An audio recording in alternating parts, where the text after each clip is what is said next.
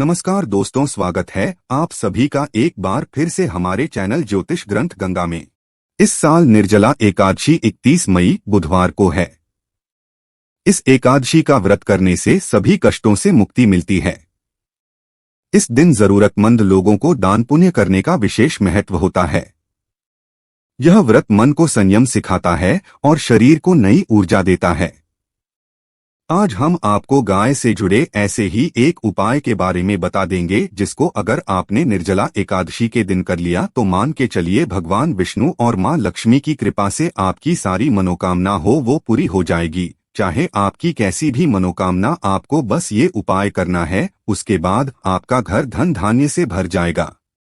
आज की वीडियो में हम बताएंगे गौ माता से संबंधित एक उपाय जिससे आपको मिल सकता है अक्षय यानी कभी ना समाप्त होने वाला धन प्राप्त करने का वरदान। अगर हिंदू धर्म की माने तो ऐसी मान्यता है कि गाय की सेवा अगर निस्वार्थ भाव से की जाए तो घर में लक्ष्मी का वास होता है।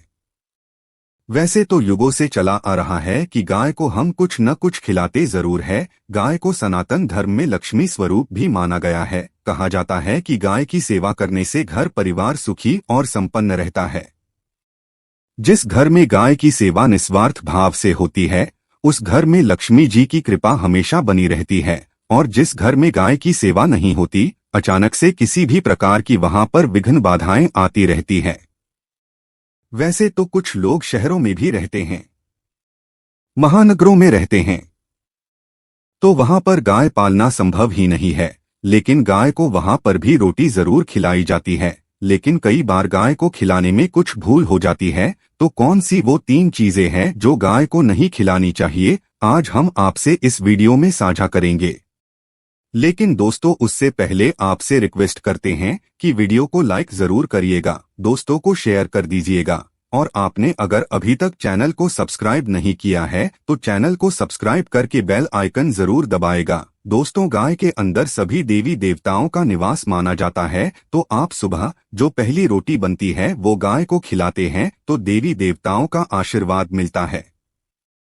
गाय को गुरु के साथ जोड़ा गया है, यानी गुरु ग्रह के साथ, बृहस्पति ग्रह के साथ। इसलिए गुरुवार के दिन गाय को रोटी पर 1 चुटकी हल्दी डालकर खिलाएं तो सुख संपत्ति धन ऐश्वर्य बढ़ता है। दुष्ट ग्रह शांत हो जाते हैं। जो लोग मानसिक रूप से परेशान है वह गाय को रोटी पर थोड़ा सा गुड़ रखकर खिलाए तो सकारात्मक ऊर्जा आती है, टेंशन खत्म होती है, स्वास्थ्य अच्छा रहता है। और अगर आपको लगता है कि आपके सभी ग्रह खराब है तो ऐसे में गाय को पहली रोटी रोज खिलाएं। सभी ग्रह धीरे धीरे शुभ हो जाएंगे। कभी कभी जीवन में लंबे समय से कोई शुभ मंगल कार्य नहीं हो रहे होते, तब ऐसे में आप गाय को रोटी खिलाएं।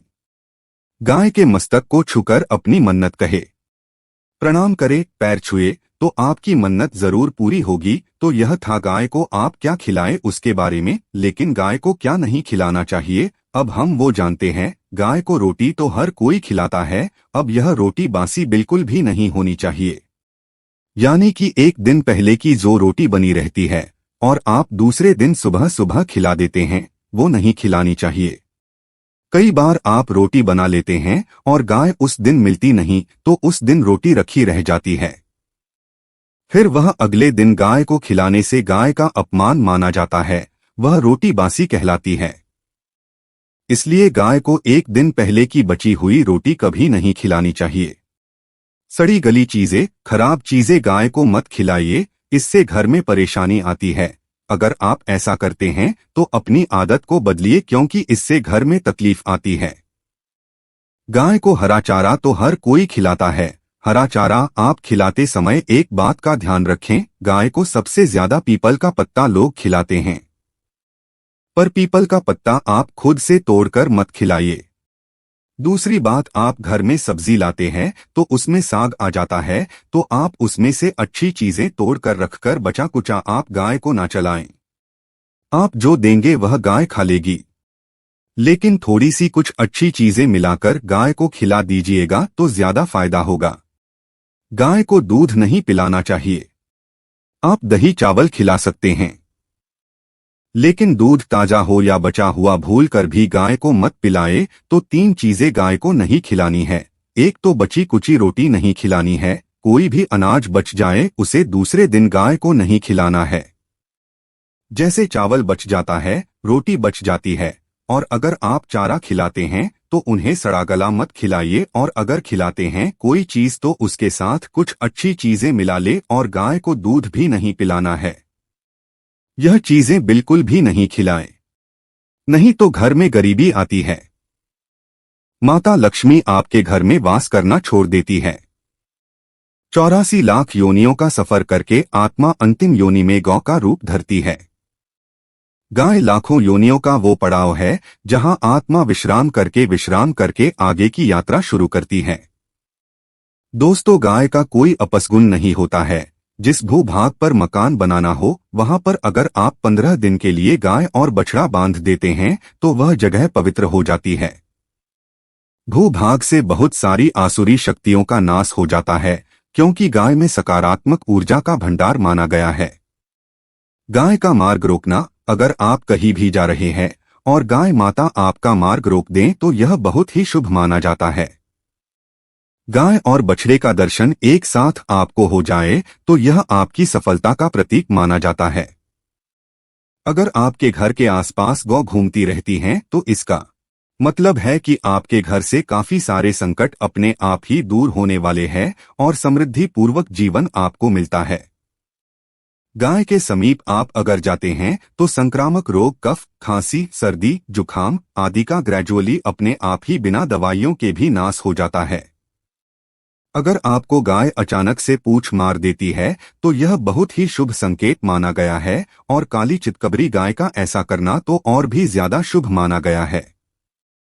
पंचगव्य जो होते हैं वो कई रोगों में लाभदायक है। पंचगव्य क्या क्या हुए? गाय के दूध, दही, घी, मूत्र और गोबर, इन सभी को शरीर की रोग निरोधक क्षमता को बढ़ाकर रोगों को दूर करने वाला माना गया है। ऐसा कोई रोग नहीं है जिसका इलाज पंचगव्य से नहीं किया जा सकता। दोस्तों, आज के समय में लोग गौ माता की पूजा करने की बजाय उनका सही उपयोग करने के बजाय उनको काटकर मारकर खाना ज्यादा पसंद करते हैं। बुरा लगेगा शायद, पर यह सच है। गाय को देने से न केवल सुख समृद्धि की प्राप्ति होती है बल्कि बरकत भी होने लगती है। अगर आप गौ को पाल सके तो अच्छी बात, लेकिन आज के मॉडर्न युग में जहां लोगों की शायद खुद के घर में रहने की जगह नहीं है, ऐसे में गौ को रखना थोड़ा कठिन और महंगा हो सकता है। ऐसे में आप गौ को रोटी दे, कम से कम रोटी दे करके आप सुख समृद्धि को प्राप्त कर सकते हैं। आपके घर में बरकत होने लगती है। हमारे बुजुर्ग हमेशा से कहते आए हैं कि गाय को रोटी खिलानी चाहिए, लेकिन समय स्थिति के चलते गाय की सेवा हर कोई नहीं कर पाता। लेकिन कम से कम रोटी तो आप खिला सकते हैं। अगर रोटी भी नहीं खिला सकते, जैसे काफी सारे जो हमारे भाई बहन मलेशिया वगैरह में, लंदन वगैरह में बैठे हैं, उनको गाय नहीं मिलती है, वह पूछते हैं हम कैसे गौ सेवा करें। आप ऐसा कर सकते हैं, आप गौ के नाम के पैसे निकालते जाएं, और फिर आप चाहे तो कभी इंडिया आए तो आप गौशाला में दान दे दे, या फिर आप चाहे तो वहीं पर किसी गरीब को गौ की नाम की रोटियां खिलाए, किसी भी अनाथ आश्रम में चले जाएं, किसी वृद्ध आश्रम में चले जाएं, किसी भी दूसरे सफेद पशु को आप भोजन कराए, ये भी आपके लिए बहुत अच्छा होने वाला है। कम से कम रोटी जरूर खिलाएं। हमारे देश में कई जगह देखा गया है और कई लोगों का प्रश्न आता है कि हम झूठी रोटी गाय को देते हैं, क्या ये सही है या गलत है? हम झूठा खाना, बचा हुआ खाना गाय को खिलाते हैं, यानी जो बच जाता है वो गाय के हवाले कर दिया जाता है। तो आपको बता दें, रामायण काल में गौ माता को एक श्राप मिला था, उसी की वजह से आज उनके साथ ऐसा हो रहा है। उसी श्राप की वजह से गौ माता में देवी देवताओं का वास होने के बाद भी उनको झूठा खाना पड़ता है। यहाँ तक कि पॉलिथीन भी खाते हैं, हालांकि किसी भी लिहाज सही नहीं है। आपको बता दें, वाल्मीकि रामायण में सीता द्वारा पिंडदान देकर दशरथ की आत्मा को मोक्ष मिलने का संदर्भ आता है। जो लोग जानते होंगे वो जानते हैं कि वनवास के दौरान भगवान राम, लक्ष्मण और सीता प्रीत पक्ष के दौरान श्राद्ध करने के लिए गया धाम पहुंचे। वहां श्राद्ध कर्म करने के लिए जरूरी सामग्री जुटाने के लिए राम और लक्ष्मण तो चले गए और सामान लेकर नहीं आए। इधर दोपहर हो गई, पिंडदान का समय निकलता जा रहा था। सीता मां घबराने लगी, तभी दशरथ की आत्मा ने पिंडदान की मांग कर दी। अब गया जी के आगे फाल्गु नदी पर अकेली सीता जी मुश्किल में पड़ गई। उन्होंने फाल्गु नदी के साथ वट वृक्ष, केतकी के फूल और गाय को साक्षी मानकर बालू का पिंड बनाया और स्वर्गीय राजा दशरथ अपने ससुर के निमित्त पिंड दान कर दिया। थोड़ी देर में भगवान राम और लक्ष्मण जब लौटे तो उन्होंने कहा कि समय निकल जाने के कारण मैंने पिंड दान कर दिया, बिना सामग्री के पिंडदान कैसे हो सकता है। इसलिए राम जी ने सीता माँ से प्रमाण मांगा। तब सीता माता ने कहा कि जो फाल्गु नदी के रेत है, केतकी के फूल है, गाय है और वट वृक्ष है जो मेरे द्वारा किए गए श्राद्ध क्रम की गवाही दे सकते हैं, इतने में फाल्गु नदी, गाय और केतकी के फूल तीनों इस बात को मुकर गए। उन्होंने कहा, सीता माँ झूठ बोल रही है, सिर्फ वट वृक्ष ने सही बात कही। तब सीता जी ने दशरथ का ध्यान करते हुए उनसे ही गवाही देने की प्रार्थना की। दशरथ जी ने सीता माँ की प्रार्थना को स्वीकार करके घोषणा की कि ऐन वक्त पर सीता ने मुझे पिंड दान कर दिया।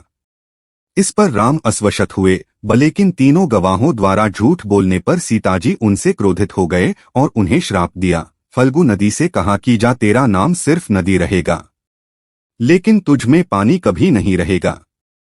इस कारण आप भी जानते होंगे, जो लोग जानते हैं, फाल्गु नदी आज भी गया में सुखी ही रहती है।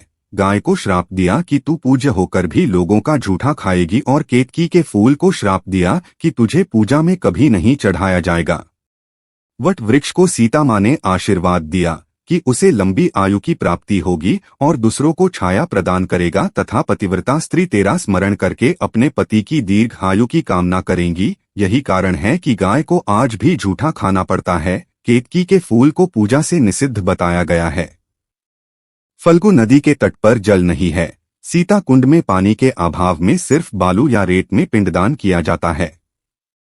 दोस्तों, शास्त्रों के मुताबिक गौमाता में सारे देवी देवता निवास करते हैं। 33 कोटि देवी देवता और पितरी का निवास होता है।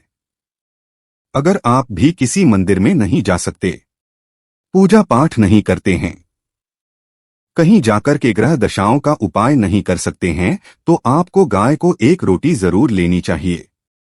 हमेशा कहते हैं, पहली रोटी गाय की अगर आप भी खिलाते हैं तो दुनिया के सारे सुखों को प्राप्त कर सकते हैं। आपने अक्सर ही सुना होगा कि रसोई में पहली रोटी जो बने वो गाय को दे देनी चाहिए। हर रोज गाय को एक रोटी देने से आपके जीवन के सभी दुख दर्द दूर हो जाते हैं।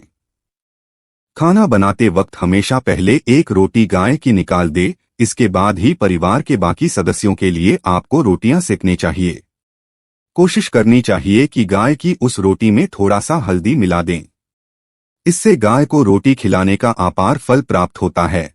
अगर गुरुवार का दिन हो, लोई ले ले, सने हुए आटे की छोटी सी लोई बना ले और उसमें हल्दी मिलाकर गाय को खिला दे। आपके जीवन में शुभता आती है, वैभव आता है, धन संपत्ति का वास होता है। आप जो भी हासिल करना चाहते हैं जिंदगी में, तो आप देखेंगे कि तुरंत आपको मिनटों में वह हासिल हो जाता है। इसी तरह से आपको नमक का एक उपाय बताते हैं। नमक क्या है? नमक के बिना तो हर स्वाद अधूरा है। साथ ही साथ अगर नमक ना हो जीवन में तो स्वादहीन हो जाता है। जितना हम खाने में नमक को इम्पोर्टेंट मानते हैं, उतना ही ज्योतिष में नमक को इम्पोर्टेंट ही माना जाता है और इसे कर्ज की वस्तु माना गया है। किसी का नमक खाने का अर्थ क्या होता है? उसका कर्जदार होना। आपने सुना ही होगा, नमक का कर्ज अदा करना है। इसलिए अगर आप जीवन को सुगम बनाना चाहते हैं, सरल बनाना चाहते हैं, तो नमक का एक आसान का प्रयोग आपको आज हम बताएंगे। आप देखिए कि कितने आपको पॉजिटिव परिणाम मिलते हैं और ये इतना आसान है कि इसके लिए आपको अतिरिक्त मशक्कत करने की कोई जरूरत नहीं है। आपको अपने घर में सबसे पहली रोटी लेनी है और उस पर थोड़ा सा नमक रख दे। अब आप पूछेंगे कि कौन सा नमक रखे? तो सबसे बेस्ट है आप सादा नमक, ढेली वाला नमक, सस्ता नमक जो भी है वो रखे। काला नमक नहीं रखना है, आपको सफेद नमक ही रखना है। तो नमक रख ले और फिर इस रोटी को किसी कपिला गाय को आपको दे देनी है। कपिला गाय यानी कि सफेद रंग की गाय को आपको खिला देनी है। यदि आपको कपिला यानी कि सफेद गाय नहीं मिलती है तो आप ये रोटी किसी भी गाय को खिला दे, मगर यदि आपको कोई ऐसी गाय दिख जाए तो सबसे पहले सफेद गाय को ही खिलाना रेफर करें। आपको बता दें दोस्तों, यह उपाय आपकी हर समस्या को जड़ से दूर कर देता है। चाहे आपके घर में कोई बड़ी कलह हो, कोई पारिवारिक वाद विवाद हो। इस उपाय को करके आपके घर में सुख समृद्धि का वास होता है। जो भी धन की कमी हो, बच्चों की पढ़ाई हो, करियर में सफलता हो, सभी मुश्किलें आपके जीवन की दूर होने लगती है।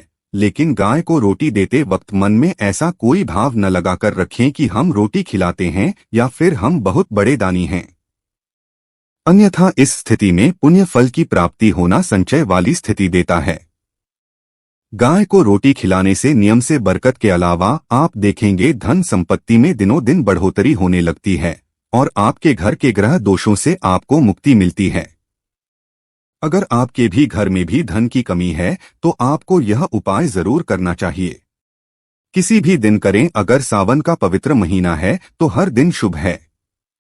आप जिस दिन चाहे उस दिन से कर सकते हैं और आप देखेंगे इस उपाय को करने से आपके घर से धन की कमी बिल्कुल झट से दूर हो जाती है। तो यह उपाय आप जरूर कर लीजिए। आज के लिए बस इतना ही। दोस्तों, अगर आपको यह वीडियो पसंद आया है तो वीडियो को लाइक जरूर करिएगा, दोस्तों को शेयर जरूर करिएगा और चैनल को सब्सक्राइब करके बेल आइकन जरूर दबाएगा ताकि आने वाला नॉलेजेबल वीडियो आपको सबसे पहले मिले। दोस्तों, मिलते हैं अगले वीडियो में, तब तक के लिए गुड बाय।